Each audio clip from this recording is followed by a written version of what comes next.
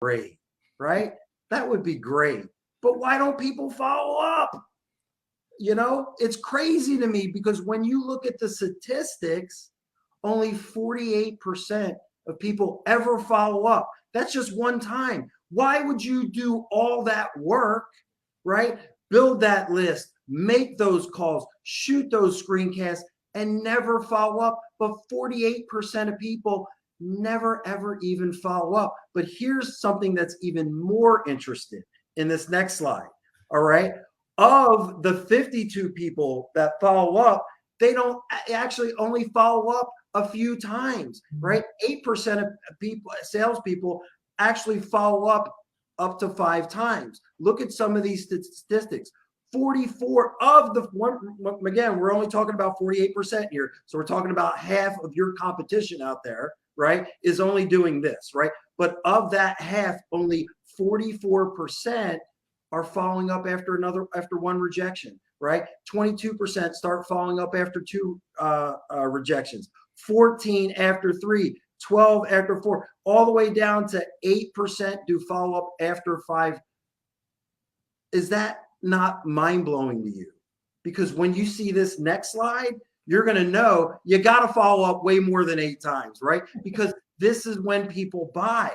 Only 2% of people buy on the first contact, 3% on the second, 5% on the fourth, but 80% of people buy on the 5th to the 12th contact after you've already done all the work. Once again, you've built the list, right? You've made the calls, you shot the screencast, right? You've gotten over a lot of fears. But then we have all these new fears that come into place. We make all these assumptions about what's going to happen on the follow-up. But here's the thing, guys.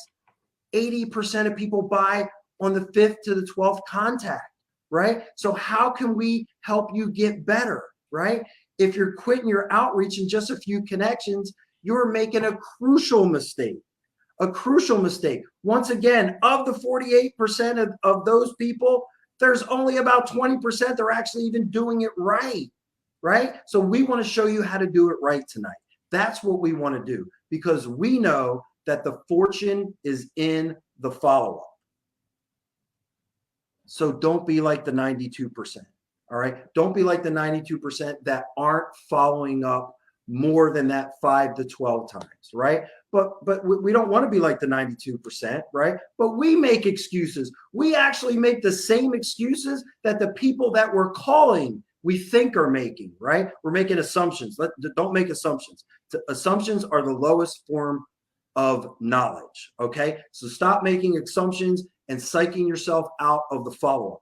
Don't be like the 92% who make those same excuses that the people have that you're calling, right? They don't have time. They don't want to be rejected. They don't want to be a pest. These are all assumptions that you have, okay? This isn't reality, right? But what can you do about it? Well, I'm going to show you a 5-day follow-up sequence that has 9 touch points in it. Now, remember what we talked about, between 8 to 12 contacts is where 80% of those sales are made.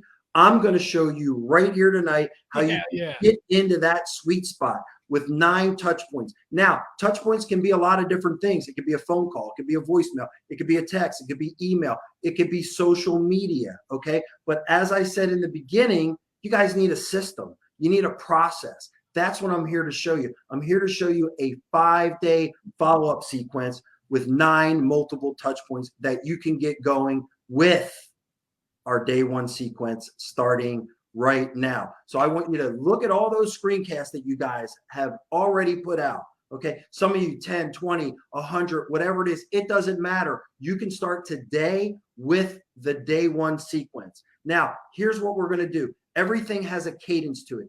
Every call, every voicemail, every text, social media, email, whatever it is, all plays off of one another. And I'm going to show you how that works. So the first thing that we want to do is follow up, right? Because remember, all we're trying to do is get some feedback on the video that we sent them and then see if they would be interested in moving into a deep dive, into a 15-minute conversation where we can dive a little bit deeper in the business to see if we can even help them. Now, we know with the screencast, we know that we can help them. We showed them areas that we can help them, but do they really want our help?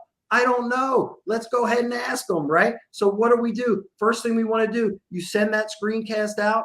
The next day, you're following up, right? Speed to lead. This is another statistic that will blow your mind, is that, those the statistics will show you that the further the time goes between the time that you first make contact and then your follow-ups after that, the speed to lead, you have to compress everything in a small amount of time. It's like a blitzkrieg, right? We're going to blitzkrieg for 5 days to get that follow, but we're not going to be a pest. We're not going to be a nuisance, right? We're just asking them for feedback. We gave them something. We'd like to get something in return, right? And if you follow this sequence, I'm telling you, it is going to blow your mind about the amount of people that you're getting back in touch with. So let's go through this day one here. So we're going to call. If no answer, don't leave a voicemail.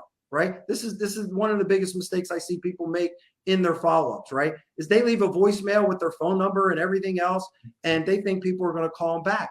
They're probably not going to call you back, right? And by the way, with caller ID, you don't really need to leave your number anymore. So I'm going to run through this sequence with you.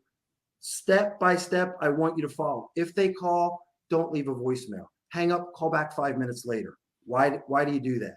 Statistics again, guys. I'm a stat freak, right? Like, I am an Uber stats person. Yeah, Uber stats, data. Like, data doesn't lie, right? You know what I mean? There's truth, and then there's data, right? So that's what I'm going to show you here tonight. I'm going to talk to you about these data points, right? So first thing you do, you call them. If they don't answer, don't leave a voicemail. Call back 5 minutes later, because statistics will tell you 80% of people do not pick up numbers that they don't recognize. But if that number calls them back again, 80% of people will pick up. All right. So there is a huge nugget for you guys when you're doing your follow. Now, you call back 5 minutes later, they don't answer. I give you authorization to leave that voicemail. But that voicemail is going to be very specific. What we want to do is not say, hey, this is Hal from XYZ Digital Marketing. I'm just following up with the video that you sent me. Please call me at 555-1212, right? We're not going to do that. Why? Because that's what average salespeople do. You guys aren't average. You guys are badasses, right? You guys are in a badass program. You're badasses. We're going to give you the badass techniques. Now, what you want to do is, in that voicemail, you want to refer to the video that you sent, but you want to refer to something that you showed them in that video. A big discovery that you made, somewhere where you can tell them that, hey, if taking a look at that video, I thought about it again. Man, take a look at about 3 minutes in to where I showed you what your competition was doing. I think we can beat them there. I really do. I really think we can beat them there. We can beat them there quickly, get you the lion's share of the customers, right? You want to give them a carrot, right? Hang that out there, dangle that for them, right? And then, most importantly, you want to give them a specific time where you're going to be calling them back.